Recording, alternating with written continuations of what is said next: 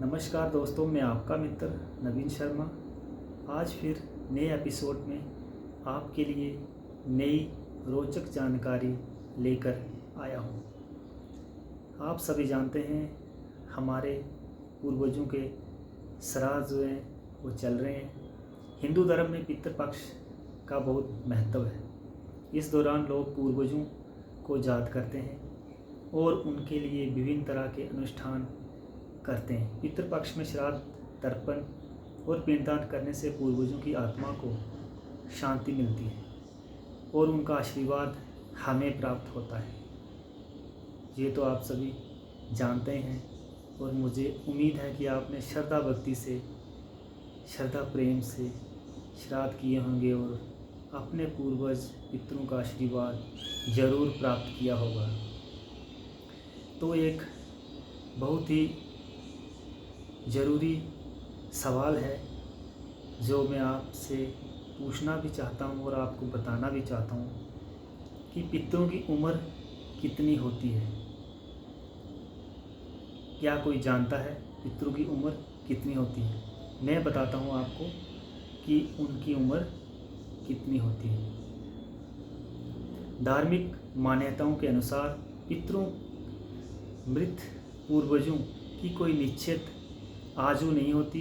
वह आत्माएं हैं और विभिन्न लोकों में निवास करती हैं। भारतीय परंपरा में पितृलोक को चंद्रमा के ऊपर का भाग माना जाता है, जहां आत्माएं 1 वर्ष से लेकर 100 वर्ष तक निवास कर सकती हैं। जबकि गरुड़ पुराण के अनुसार पितृलोक का एक दिन पृथ्वी पर 1 वर्ष के बराबर होता है। पितरों की स्थिति, कोई निश्चित आयु नहीं होती। पितरों के संदर्भ में आयु का विचार नहीं किया जाता, क्योंकि वह आत्माएं हैं जो पूर्व जन्म के चक्कर में होती हैं। पितृलोक में निवास, वह चंद्रमा के ऊपरी भाग को ही पितृलोक कहा जाता है। कर्मों का प्रभाव, पितरों के कर्मों के प्रभाव कई पीढ़ियों तक रह सकता है और उनके आशीर्वाद के लिए श्राद्ध किए जाते हैं। पृथ्वी का 1 वर्ष पितृलोक का 1 दिन माना गया है और हम श्राद्ध कर्म पितरों को संतुष्ट करने के लिए और आशीर्वाद प्राप्त करने के लिए किया जाता है। पितृदोष से मुक्ति, पितृदोष एक प्रकार का पूर्वजों का हमारे ऊपर एक कर्ज होता है, ऋण होता है, जो कई पीढ़ियों तक रह सकता है।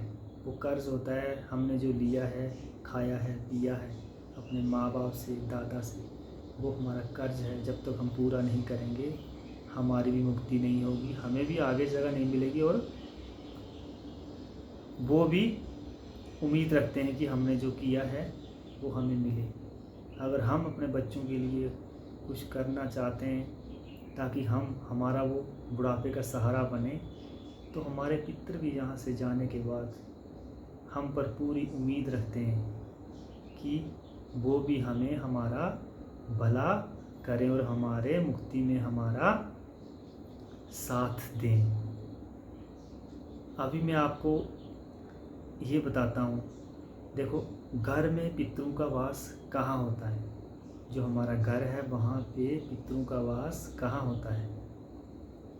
वास्तुशास्त्र के अनुसार घर की दक्षिण दिशा में पितरों का वास स्थान माना गया है। इसलिए पितरों की तस्वीरें दक्षिण दिशा की ओर मुख करके हमेशा उत्तर दिशा की दीवार पर लगानी चाहिए। हमें जो फोटो है वो उत्तर दिशा पर लगाना चाहिए ताकि उसका मुंह जो है दक्षिण दिशा की तरफ रहे। समझ गए आप? इस दिशा में कुछ खास बातों का ध्यान रखने से पितृदोष से मुक्ति मिलती है और घर में सुख समृद्धि आती है। तो हमें कोई भी अपने जो पितर हैं, जिनकी किसी की घर में जो चले गए हैं संसार को छोड़कर, उनसे प्रेम तो है, लेकिन उनकी जो फोटो है वो हमें उसी दिशा में लगानी चाहिए जिस दिशा में हमें भी फ़ायदा हो और उनको भी शांति मिले। तो इस बात का ध्यान रखना चाहिए। पितरों के स्थान दिशा के बारे में मुख्य बातें, जो जरूरी बातें हैं आप नोट कर लीजिए। दक्षिण दिशा में पितरों का स्थान माना जाता है क्योंकि ये जमदेव मृत्यु के देवता की दिशा है। जो जमदेव है वो मृत्यु का देवता है और वो दक्षिण दिशा में विराजमान है। वो दक्षिण दिशा से आता है हमें लेने के लिए एक ही बार लेने आएगा, फिर सभी को एक ही बार आएगा लेने के लिए, ले जाएगा वो। चलो कोई बात नहीं, वही हमारा असली घर है। पितरों की तस्वीरें उत्तर दिशा की दीवार पर लगानी चाहिए ताकि तस्वीर का मुख दक्षिण दिशा की ओर हो।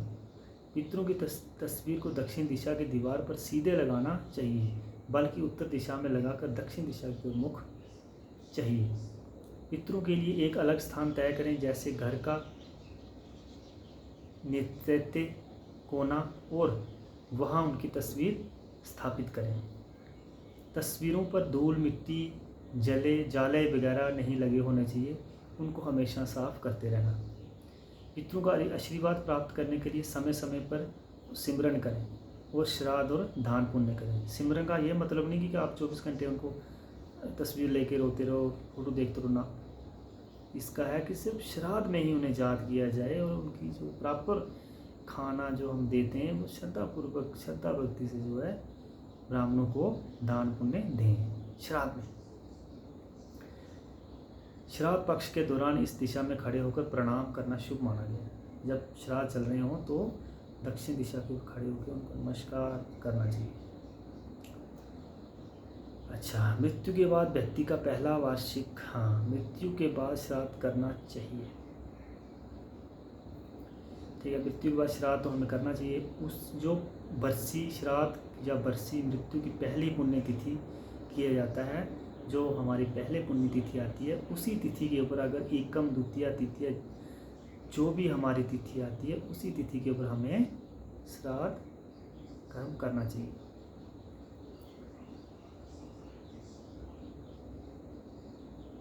अच्छा, ये तो हो गया पितरों का भोजन क्या है। ये सबसे अहमियत वाला सवाल है जो हमें ज़रूर करना चाहिए कि पितरों का जो हम खाना देते हैं, जब श्राद्ध देते हैं ब्राह्मणों को, तो उसमें क्या होना चाहिए। हम लोग बहुत बड़ी गलती करते हैं, हमें पता नहीं होता क्या देना है क्या नहीं, तो हम इसमें बहुत बड़ी गलती कर बैठते हैं। तो हमें ऐसी गलती नहीं करनी चाहिए। इसके बारे में जो है धर्म के अनुसार ही उन्हें खाना देना चाहिए और वही खाना वो उनको मिलता है।